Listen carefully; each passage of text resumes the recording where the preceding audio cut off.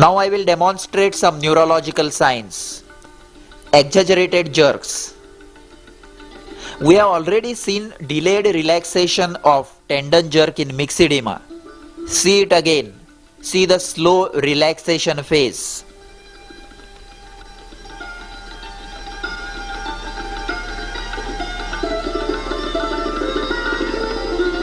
Now compare it with a brisk and exaggerated tendon jerk. This is typical in upper motor neuron type of paralysis. Watch the exaggerated ankle jerk.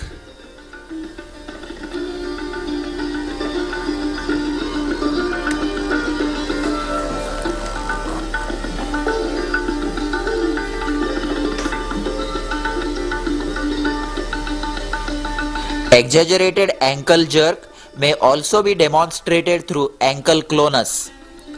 Sustained dorsiflexion of the foot results in ankle clonus, that is a repetitive rhythmic contraction of the calf muscles, recurring for as long as the pressure is maintained on the sole of the foot.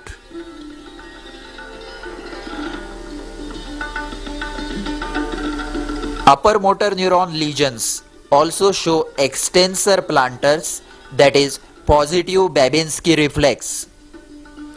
It is demonstrated by stimulation of the sole along the lateral border from the heel towards the toes.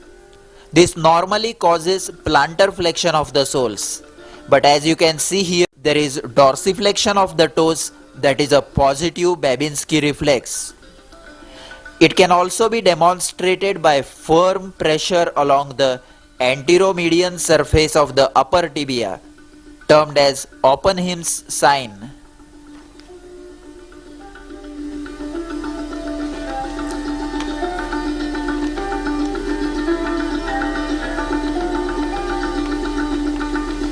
And it can also be demonstrated by squeezing the Achilles tendon, termed as Schoffer's sign. Radial palsy. Note the wrist drop on the left side due to radial nerve palsy. The fingers can be extended because the interossea are supplied by the ulnar nerve, but the wrist, the thumb and the metacarpophalangeal joints of the fingers cannot be extended. Now watch the brachioradialis muscle in the normal right hand as it stands out when a mid-prone forearm is flexed against resistance. But on the affected side, it does not contract and remains soft.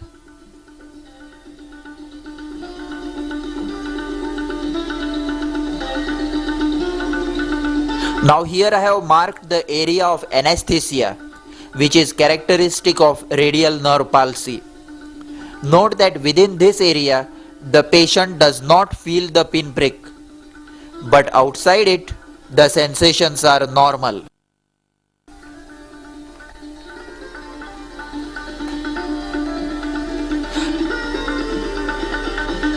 Now this is a ulnar claw hand deformity affecting mainly the little and ring finger due to flexion of interphalangeal joints with extension of metacarpophalangeal joints following ulnar nerve injury.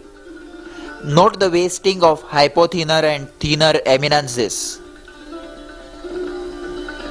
Now compare it with a classical claw hand which occurs in ulnar and median nerve injury, brachial plexus injuries, leprosy, cervical rib and spinal cord lesions like syringomyelia. Now we shall see a few involuntary movements. When a young child comes with irregular, senseless movements, he is not affected by any ghost. He is affected by rheumatic fever and is having rheumatic chorea. If the patient is adult, then of course it is unlikely to be rheumatic. Then you should think of other causes, especially hysteria. Watch the boy as he is trying hard to hold his hands steady, but he cannot. The chorea is involuntary and he cannot control it. It usually persists even after treatment for 3 to 6 months.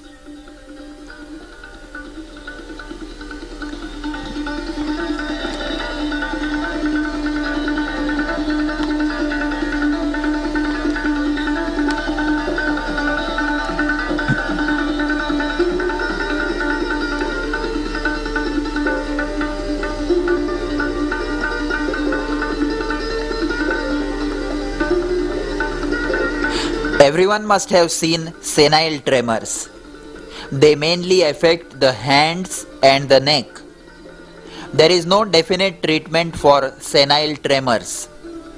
B complex and tranquilizers may show temporary benefits, but these tremors have to be accepted.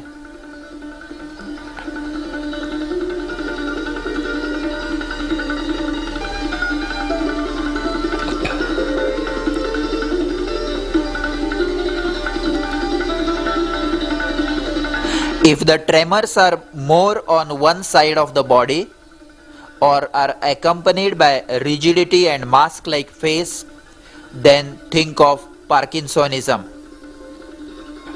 Watch the mask-like face without any expressions. There is hardly any movement of the facial muscles when the patient is talking. Only the jaw is moving. This is a mask-like face of Parkinsonism. Watch the tremors of the hand.